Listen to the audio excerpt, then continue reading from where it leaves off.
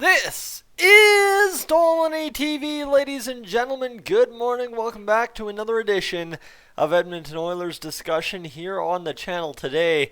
And let me tell you, you know what? Everybody, I'll let you have it last night. You want Bad Guy Tyson? Bad Guy Tyson comes out of the box sometimes, and I hope you enjoyed that because we're right back on the wagon again today. Because, you know what? We got another game against Toronto, and end of the day, you can either sit here and say the season's over, whether you want to be a fan saying that, whether you want to be Coach Dave Tippett saying that, or whether you want to be Ken Holland or the players, whoever you want to be saying that, unfortunately that's completely unacceptable. Okay?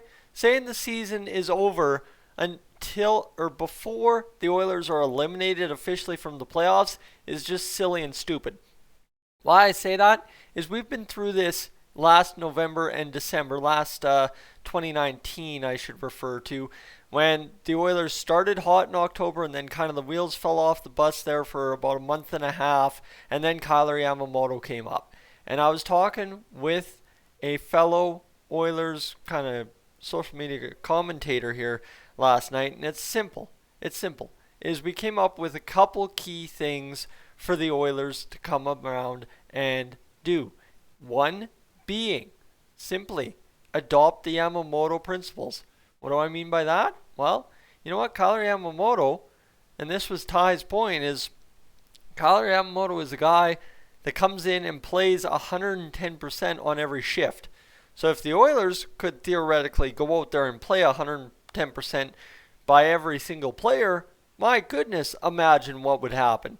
Yeah, you know what? Some guys can't play the way Kyler Yamamoto can because they end up taking penalties, i.e. Jesse Puljujärvi, but simply still is go out there and just play the game hard. Play the game with nothing to lose, because at this point there is nothing more to lose. Fans have soured. People are calling for the coach's job, the GM's job online. What else do you have to lose at this point other than put up an effort and shut those people up?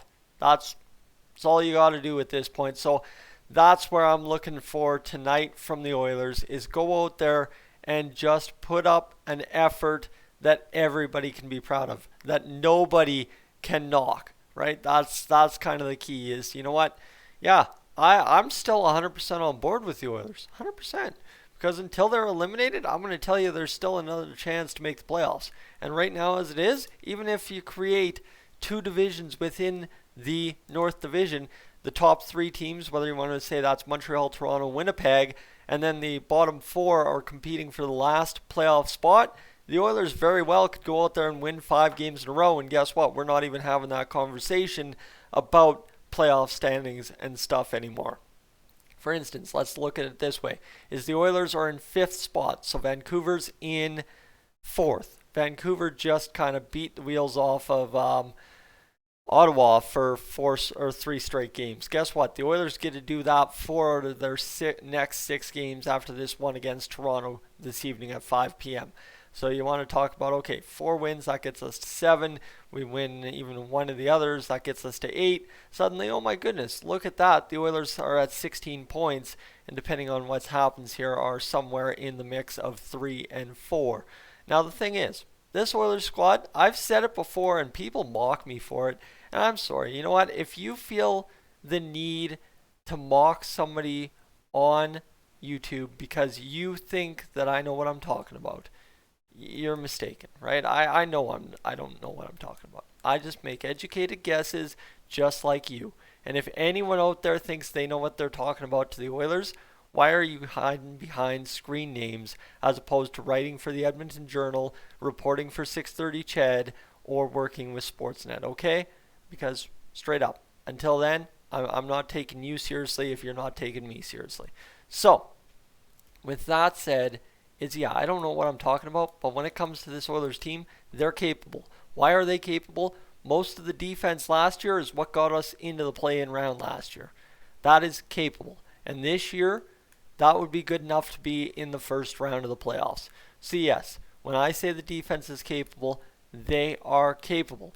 The problem is they have to play like they're capable. They have to want to be capable. Just because you have the talent to be capable doesn't automatically make you capable.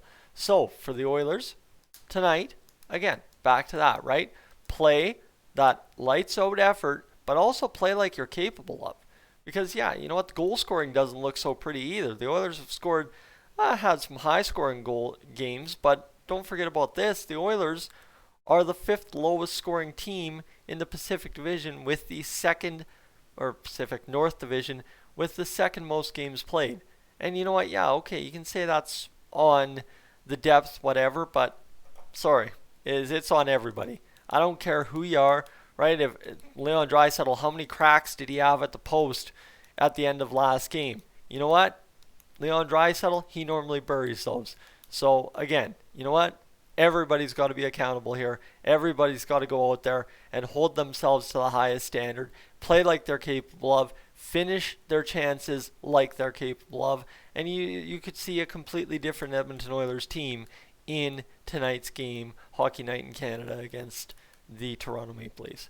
But if we don't see that, then all the critics, all the keyboard warriors, they get to run their mouth again for another night and make it all that less enjoyable to be an Oilers fan.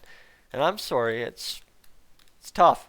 It's tough to sit here and keep coming on here and get my head pounded in every time I open my mouth and try to offer solutions. And I'm not sitting here going to be a guy that's going to start dragging everybody through the mud, because it doesn't solve anything. We talked about that last night, is the fact that yelling for the GM to be fired or yelling for the coach to be fired doesn't solve anything. Yelling to run Turris or Barry or Jones or whoever you don't like out of town doesn't solve anything. At this point, it is just, you got to get the effort from the team. Is players keep coming here up and dying, whether it be prospects, whether it be free agents. You got to just at some point demand a full effort out of the team. You can't sit here and say this is always the problem, because we keep letting everybody off easy when we say it's this guy's fault, that guy's fault, or the GM's fault, or the coach's fault. At some point, you just got to expect the entire group of guys we're putting in the lineup to just put up a reasonable effort. That's a winning effort. That's all it comes down to, is at the end of the day, you cannot afford to keep beating your head against the concrete wall thinking, well, if we fire the coach and hire a new coach, or if we run one free agent out of town or whatever.